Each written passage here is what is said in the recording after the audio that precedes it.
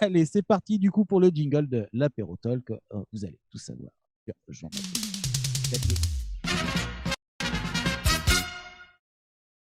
Alors, GMX. je ne sais pas pourquoi, mais le nom de deux C'est jingles ne sont pas passés. l'invité de l'apéro tac. Wouhou! Voilà, c'est parti. C'est- Yeah. Alors, n'hésitez pas aussi à poser vos questions hein, dans les commentaires. Nous les poserons.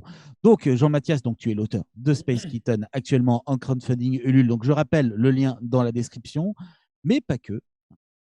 Tu es illustrateur hein, de couverture d'affiches, de plein de choses au final. Hein. Ça va être Illustrateur pour des éditions comme Flammarion, de couvertures. Blim, Et, Plume voilà. Blanche, et puis des affiches aussi pour des festivals, par exemple. Oui, voilà, c'est ça. Tu es illustrateur, voilà, dans le Oui, sens c'est large mon métier. Voilà. Voilà, dans le sens large du terme. Mais avant de parler de Space Kitten, certains ne te connaissent pas. Donc, du coup, est-ce que tu pourrais parler un peu de toi, te présenter? Bien sûr. Donc alors, je suis donc je suis illustrateur et je m'appelle Jean-Mathias Xavier et ça fait à peu près 12 ans que, je fais le métier d'illustrateur et avant ça, je travaillais dans le dessin animé, d'où le fait que, quand je fais en fait des bandes dessinées ou, quand je propose des illustrations pour mes éditeurs, je leur fais aussi une bande annonce et parfois il y a des scènes d'animation. Voilà, j'ai une formation en storyboard, en direction artistique, donc je me suis éclaté pendant des années travaillé sur Bob Moran, sur Panchel World. C'était un espèce de petit panda en 3D qui ressemblait un peu à Hello Kitty, qui était diffusé sur TG. Donc voilà, où j'étais le directeur artistique de cette série. Donc à Bob Moran, je faisais des décors, donc je me suis éclaté. Et puis depuis 12 ans à peu près, je me suis lancé dans l'illustration. J'avais envie de revenir un petit peu à mes sources et puis à ce que j'aimais en fait dans le dessin. J'ai rencontré une série qui était topissime de Jean-Luc Marcastel qui s'appelait Louis le Gallou. Et puis, j'ai fait tous les dessins en fait de cette série et à partir de là, à près de 35 000 exemplaires de vendus sur les 5 tomes, ben, je me retrouve un peu catapulté dans ce paysage-là en fait de l'illustration de romans et je me suis fait, mes armes et il y a maintenant 2 ans, j'ai, lancé, JMX Studio qui est, ma propre société, sur laquelle en fait je continue toujours de faire des illustrations pour des éditeurs et puis, tout un packaging aussi de vidéos et de choses comme ça. Et puis, là, en fait, ça faisait quelques années, ça a toujours été ma licence aussi, les Space Kittens. Sur les salons, les personnes me demandaient à chaque fois: «Mais c'est qui ces filles-là? Qu'est-ce qu'elles font? Qu'est-ce qu'elles ont? C'est quoi leur histoire?»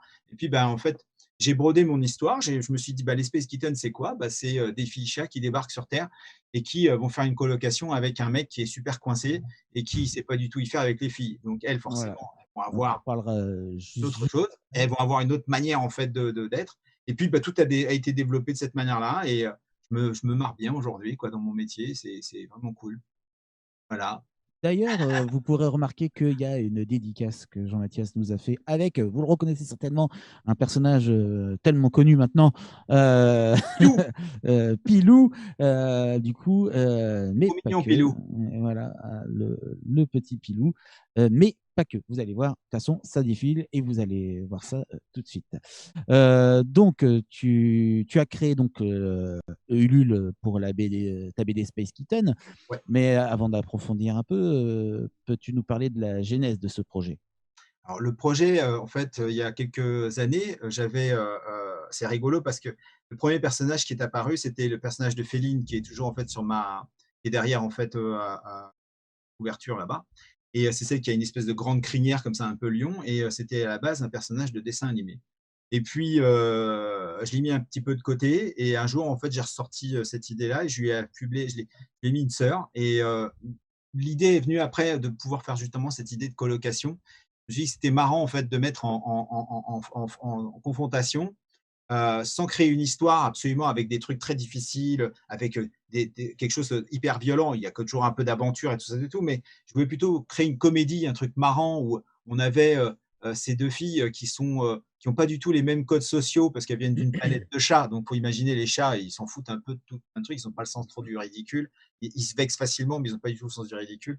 Et donc, on a ces filles chats qui arrivent plutôt avec une apparence humaine au début et elles vont vivre donc avec Leroy qui lui est un gamin qui a plutôt la tête vachement sur les épaules pour son âge et qui, même trop, il est même très coincé.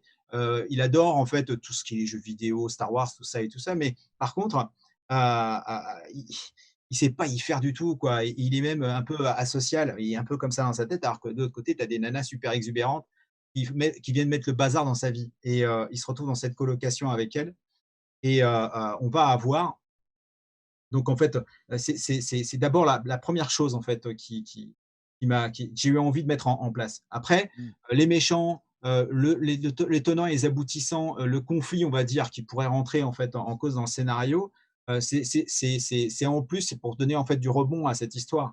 Donc mais je trouvais ça marrant de raconter, une sorte de mélange entre un shonen et un shoujo, quoi. Le shonen, c'est le côté aventure fantastique et puis le côté shoujo qui était un peu le côté, justement avec des amours impossibles, des situations un peu, un petit peu potaches parfois, puis rigolotes, quoi. Donc puisqu'ils sont quand même assez jeunes tous ces personnages-là et forcément, j'avais envie de raconter une histoire un peu humaine où dans le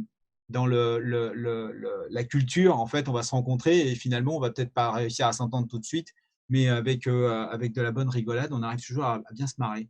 Et Donc, enfin, quand j'ai vu les quelques planches que tu as mis sur la page du LUL, oui. ça m'a fait, enfin, j'ai eu des petits réminiscences. Je me dis, tiens, ça me fait penser. Alors, c'est pas la même chose, mais j'avais vraiment dit, tiens, on dirait du Sailor Moon dans l'esprit. Tu vois, un Alors, peu. il y a C'est-à-dire, oui, les méchants avec toi, les formes, des espèces qui les attaquent, les filles qui, entre guillemets, se transforment, passent de l'humain à revenir en oui. chat pour se combattre. Voilà. Et ça m'a fait un peu penser à ça. Mais de loin, hein, bien entendu. Alors, Hein, mais... c'est-à-dire que c'est vrai que tu as tout à fait raison puisque, dans l'idée, pour moi, déjà, je suis un grand fan de Devant l'Éternel, des comics et des mangas. Donc, j'ai été élevé, à la série, comics Strange avec, dans laquelle il y avait Iron Man, Captain Marvel, tout ça. Donc, pour moi, Dazzler, et tous ces personnages-là, Hmm. ils m'ont porté durant mon enfance et puis il y avait évidemment Goldorak, et Lady Oscar, il y avait et je trouvais ça vraiment génial. Donc cette espèce de mélange, j'ai eu envie de le faire. Et puis il y a un truc que j'ai découvert en fait beaucoup plus tard, en fait, quand j'ai commencé à travailler dans le dessin animé, c'était alors c'était pas Sailor Moon, c'était Cutie Honey. Et Cutie Honey, la Oui, série de c'est vrai. 95 qui était en forme d'OAV. Et je Hmm, trouvais que les transformations, le délire, les personnages et tout ça était vraiment génial. Et puis hmm. il y avait aussi un autre truc que je trouvais super, c'était les designs de Shingo Araki, qui avait fait les personnages de. Alors je l'ai découvert beaucoup plus tard, qui avait fait les personnages, qui avait designé les personnages qui avaient travaillé sur Ulysse 31. Et c'est lui aussi qui avait, je crois, designé Phénicia. Et moi, de môme, Oui. j'étais complètement fou de Phénicia. J'adorais l'héroïne de Goldorak, qui était la sœur d'Actarus, qui avait quand même qui envoyait du pâté par rapport à Vénusia, qui était tarte comme pas possible. Franchement, Vénusia, quoi. Donc, mais Phénicia était délirante, était marrante. Il y avait ces espèces de petites bouclettes. Et c'est vrai que d'une certaine manière, moi, en fait, en faisant les Space Kittens, j'avais envie aussi c'est une sorte d'hommage. Quand on voit, par exemple, les méchants des Space Kittens, c'est un gros clin d'œil, mais de ouf, au costume des méchants des soldats de Goldorak. Le chat Bully, Ah, je me j'étais pas loin avec les Golgoth. Hein.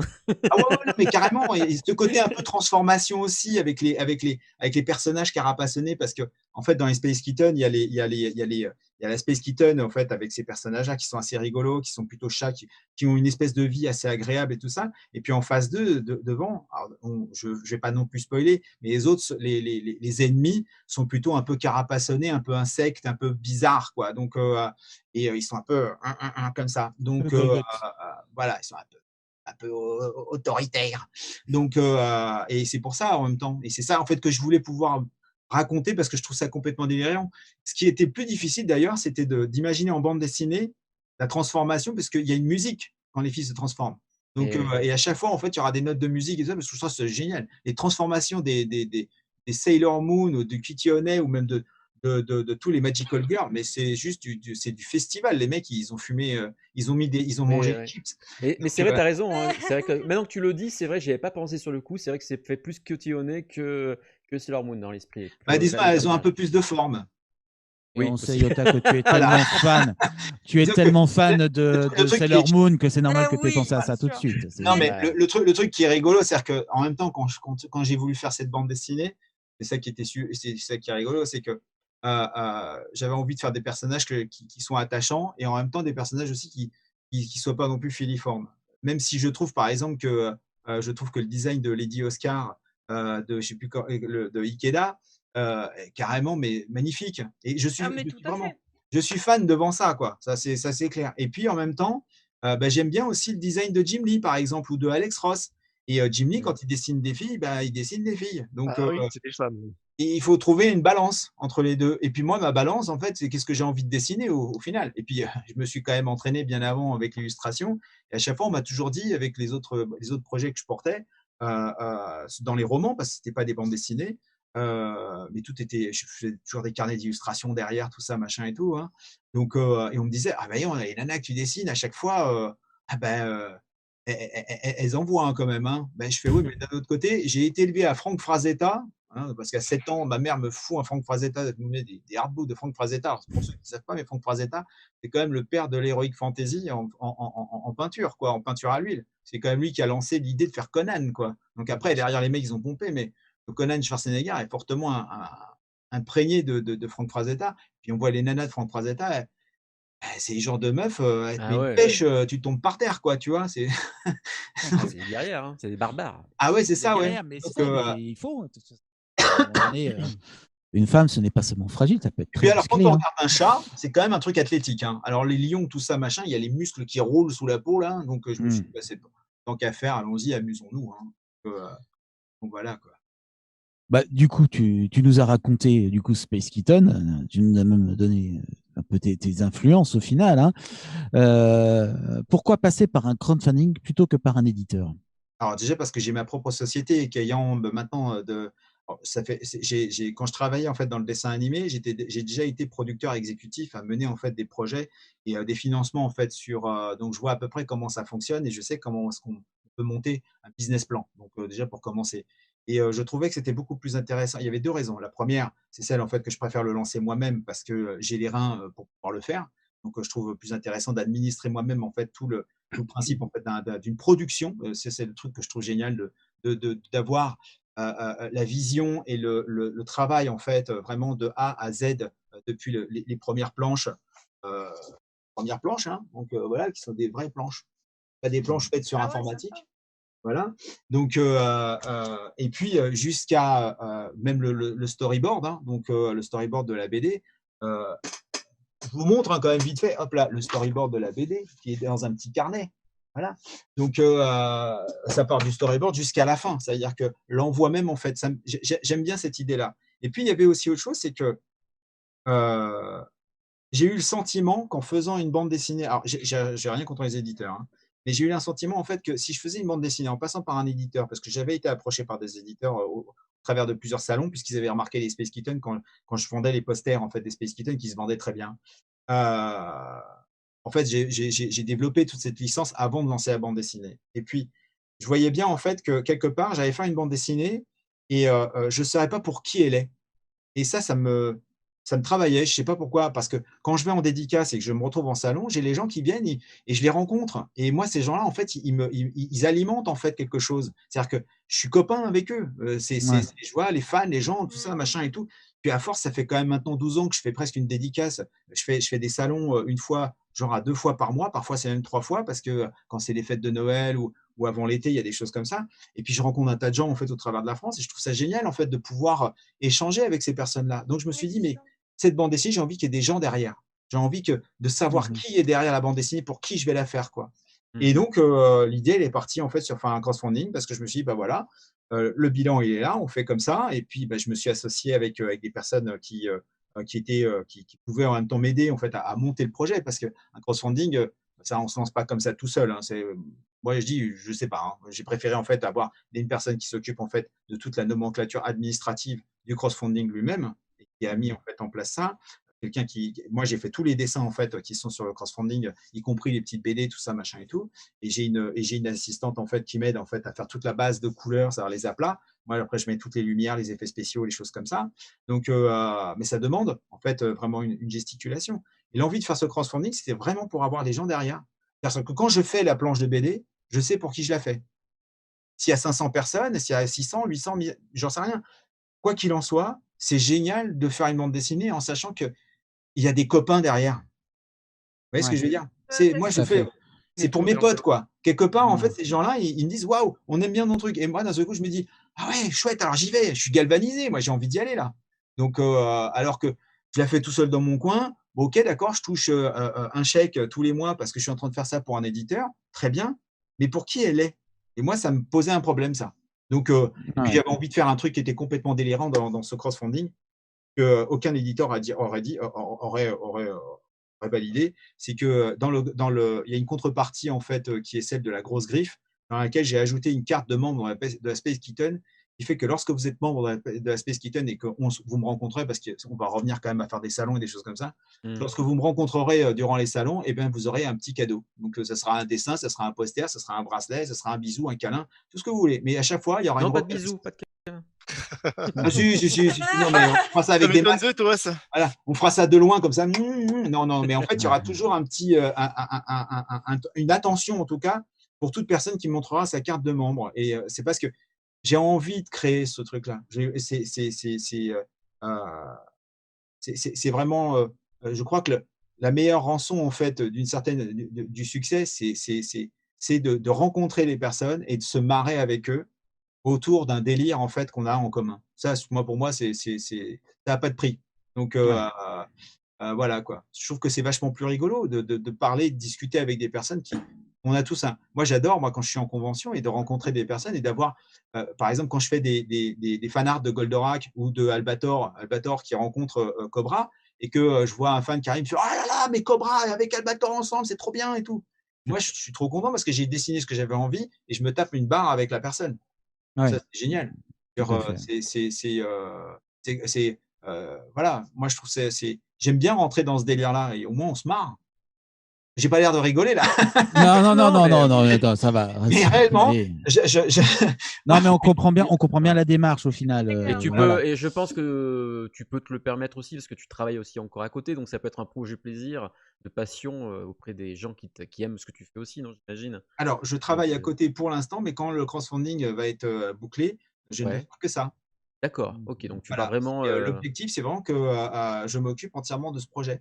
C'est-à-dire que, D'accord, c'est pour ça d'ailleurs aussi que j'ai lancé le crowdfunding parce que sinon la bande dessinée, elle serait pas sortie. Ça fait, presque, 5-6 ans que la licence, elle est déposée, que le nom, Space Kitten est déposé aussi et c'est pas une faute d'en avoir rien à faire. C'est que j'ai toujours eu tout le temps beaucoup de boulot, avec d'autres éditeurs et là, je me dis: «Mais, en même temps, quand je vois le nombre de personnes, qui m'ont dit à chaque fois, au travers des salons: «Mais elles sont trop mignonnes, elles sont trop chouettes, l'idée elle est trop rigolote».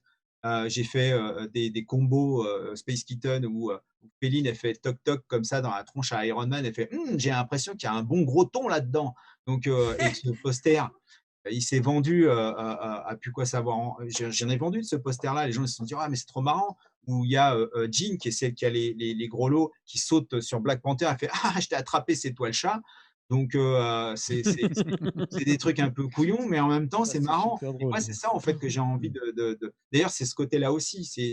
Alors, je vais faire que ça, en fait, hein. Quand le crowdfunding va être fait, je vais pas bosser à côté. Je vais vraiment, en fait, d'accord, m'occuper que des Space Kittens parce que je veux faire ça bien aussi. C'est-à-dire qu'on d'accord. ne peut pas avoir l'esprit, tranquille, bien, si à côté, vous avez machin qui vous appelle, vous avez un éditeur, vous avez, en fait, une commande d'illustration pour un festival ou des choses comme ça. Non, non, non, non, non. C'est là, je mets tout à plat, boum, et je ne fais que ça. C'est vraiment en fait le projet sur lequel je vais me consacrer.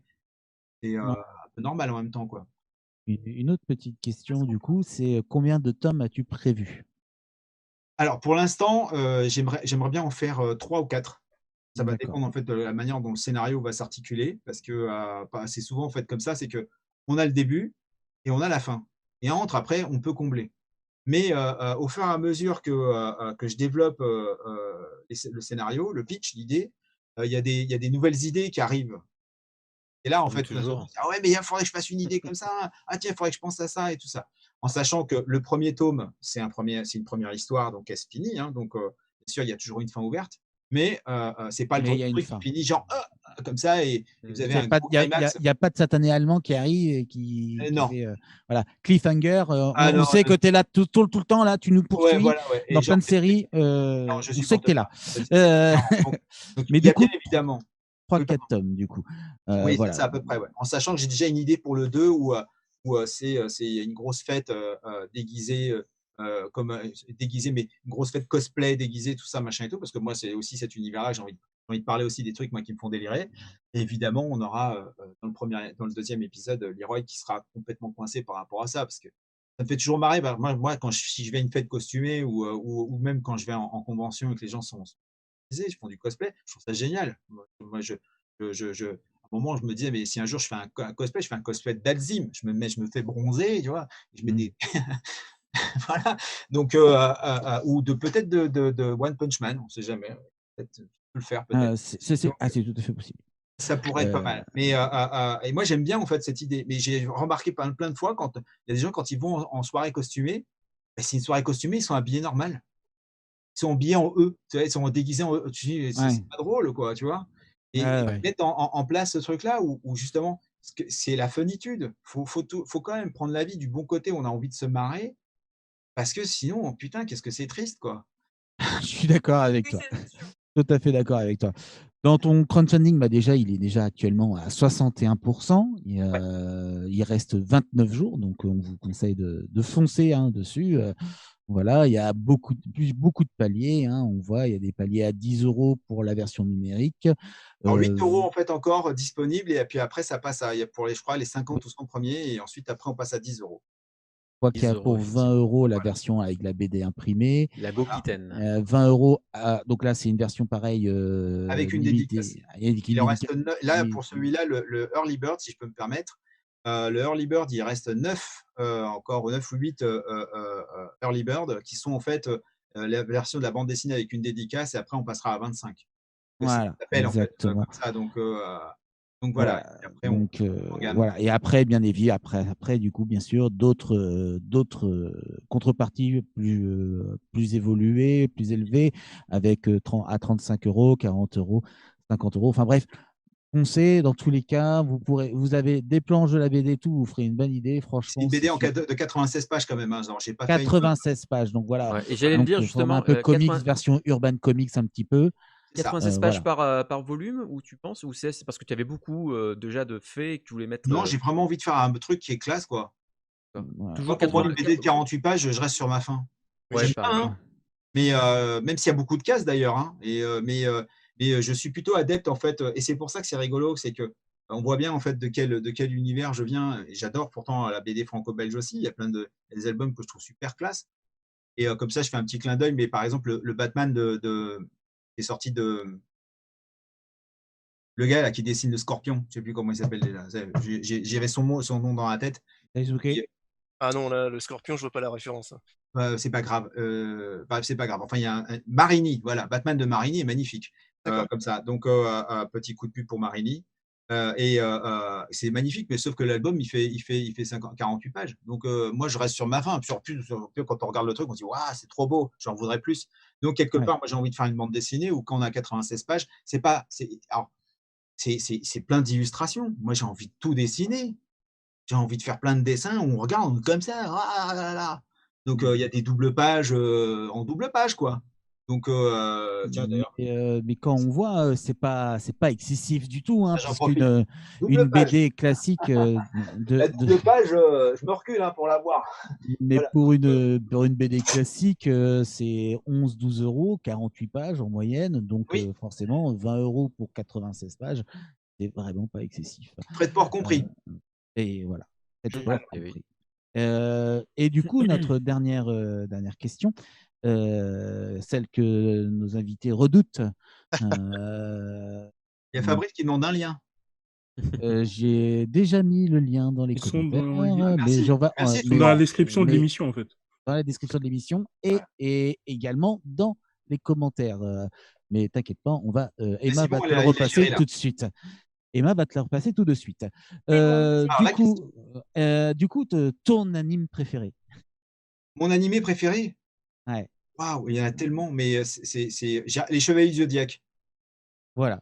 Bon, Aussi, au tu final, voyais c'est Shiryu dans la jaquette Un de. petit peu, ouais. Des fois, même moi, je le voyais, mais avec des gants. Je Ah! Et voyais oui, les bah gants, là. voilà. Tu vois, le côté Senseiya, tu vois?